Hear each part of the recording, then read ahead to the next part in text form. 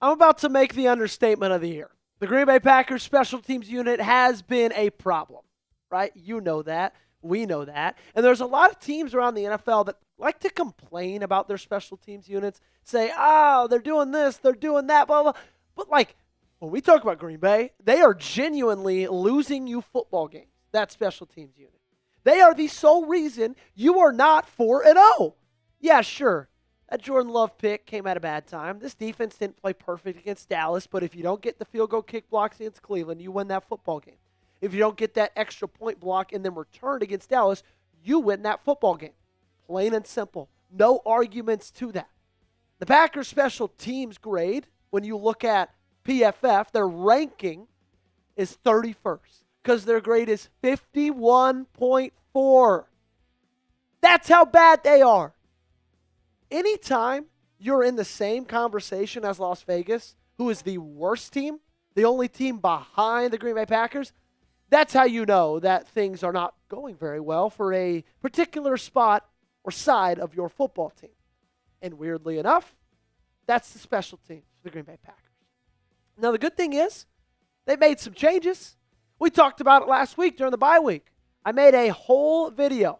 Maybe Green Bay is going to make some changes. It sounds like they might, but today or yesterday, we finally got some legitimate conversation that some changes have been made. To know what I'm talking about, we got to throw it back to the Dallas Cowboys game. This is the first extra point attempt. This one went in.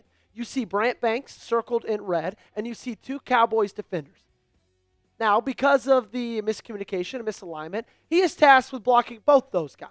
And you see he gets absolutely blown off of his block, and number 2 on the Dallas Cowboys sneaks his way through the line. He doesn't block the kick there, but he gets awfully close. He makes a mental note of it. I'm sure they looked at their tablets on the sideline, and the next time Green Bay goes to kick an extra point, what does he do?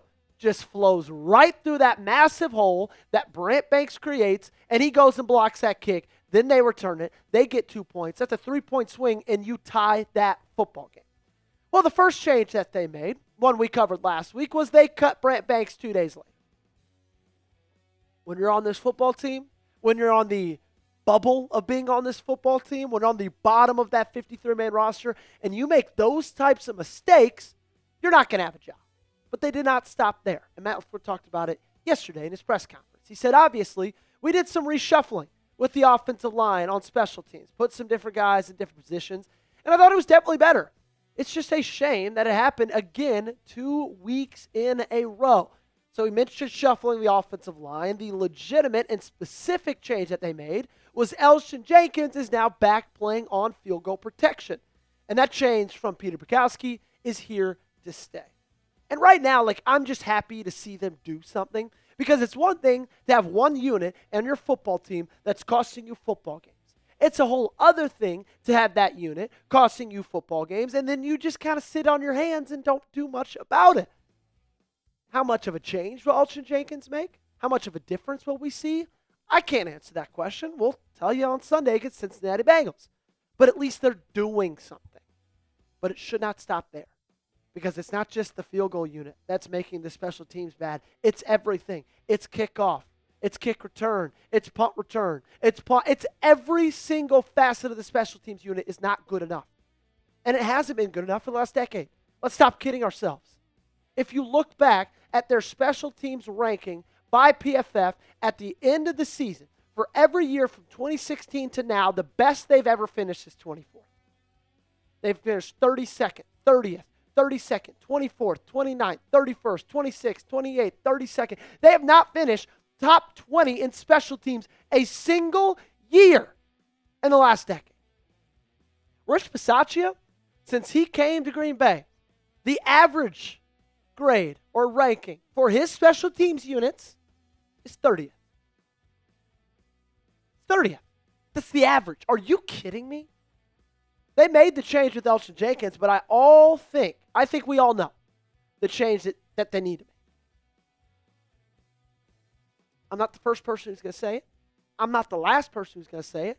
I'm not going to take any flack from anybody for saying it. Rich Bisaccia needs to go. We know that that's the change that needs to happen next. And I don't know how many more blocked field goals are going to happen. I don't know how many more kickoffs returned all the way to the 40-yard line are going to have to happen for that change to be made. I get it. He's a great locker room fit. He's a player's coach. The players love him. The coaches love him. Guess who else loves him? Opposing teams, special teams coordinators, because they see weaknesses every single week and they exploit them, and that's the reason you're not undefeated. It's unacceptable. It is unacceptable. If you're a great guy, if you're a fun coach, if you're loved by everybody, you can be middle of the pack and still keep your job. But if you're very end of it, if you're a bottom three, if your average is a bottom three special teams unit, I don't care if you're Santa Claus. You need to end up on the street, okay? Plain and simple. If y'all are still watching and if you have not subscribed, make sure to hit that subscribe button right now. Here's a live sub count. Now, if you subscribe not now, it's not going to move because this video is pre-recorded. But regardless, I want to give you guys a little bit peek into the analytics. Here's where we are. Here's where I want to be. 14,500 by the end of the day. That means we need 244 subscribers on today's video. Can y'all get me there?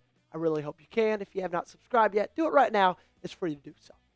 Alrighty, let's talk about some more special teams news. This one came out like right before we filmed this video from Matt Schneidman. Quoting Matt LaFleur, has to do with special teams. So we're going to, before we move on to our next topic, we're going to wrap this up in a tight little bow. Apparently, Brandon McManus suffered a quad injury during yesterday's practice, and Matt LaFleur said that is a major concern. I don't love that one bit. I don't know where you go from here. Obviously, the kicker that you have behind Brandon McManus is Mark McNamee, the Irish kicker with the International Pathway Program. We saw him done some during preseason, missed some kicks, made some kicks. I don't have a ton of faith in him regardless, okay?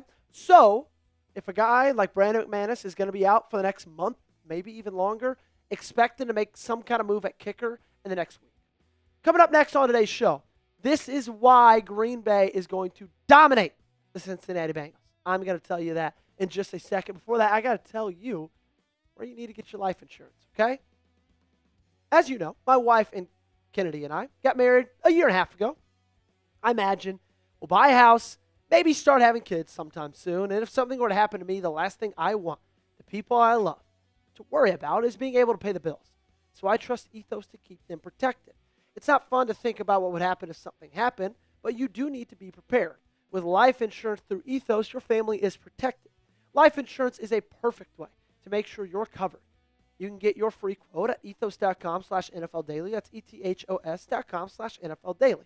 You can get same-day coverage without ever leaving your house. You can even get up to $3 million in coverage, and some policies as low as $2 a day billed monthly.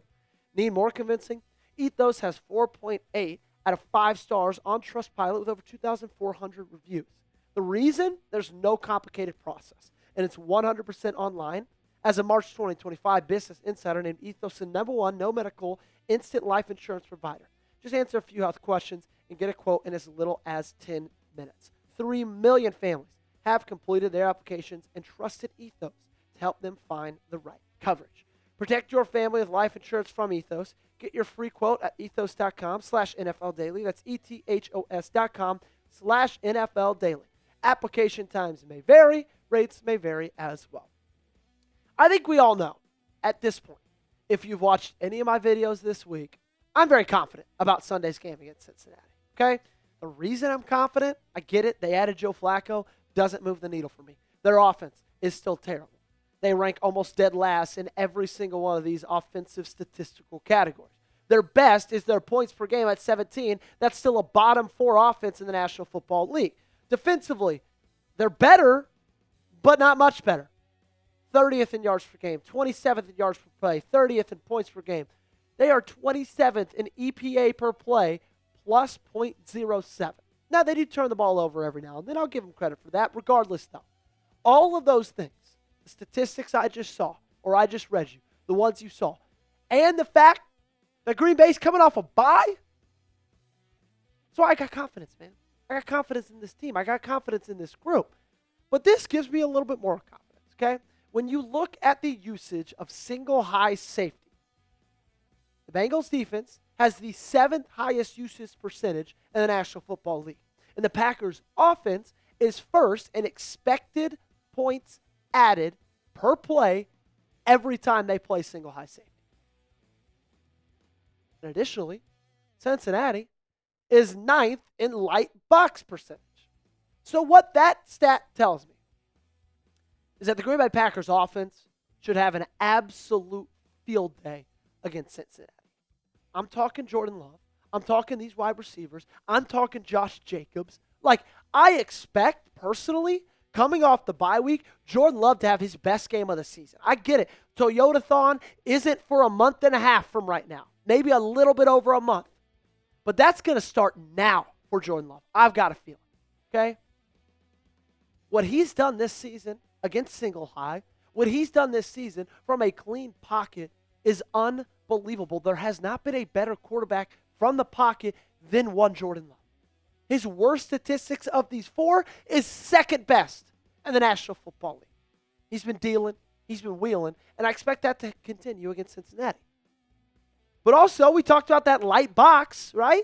9th highest light box percentage. Cincinnati, I expect Josh Jacobs to have a field day as well. Green Bay is not going to be only be able to pass the ball. I expect Josh to have one of his best games of the season. Now, why? Because the Washington game was one of the best of the season. Averaged just a little bit under 4 yards a carry, found the end zone, 85 yards rushing. And the reason I say that is because Washington runs a light box, the same percentage that Cincinnati does. So we've seen already what Josh Jacobs can do against less than 7 defenders in the box at one time. He feasts. And I expect him to continue to do that and help this offense put up the most points they had this season against the Cincinnati Bengals. Do you think the Packers beat the Bengals? If you do, hit that thumbs up button and like today's video. Speaking of that game against the Bengals, let's round this thing out with who has the edge. Something we like to do, something we've really done all season long. We're going to go position group by position group. I'm going to tell you which team is the better of the two. Head coach, Green Bay Packers. Say what you want about Matt LaFleur.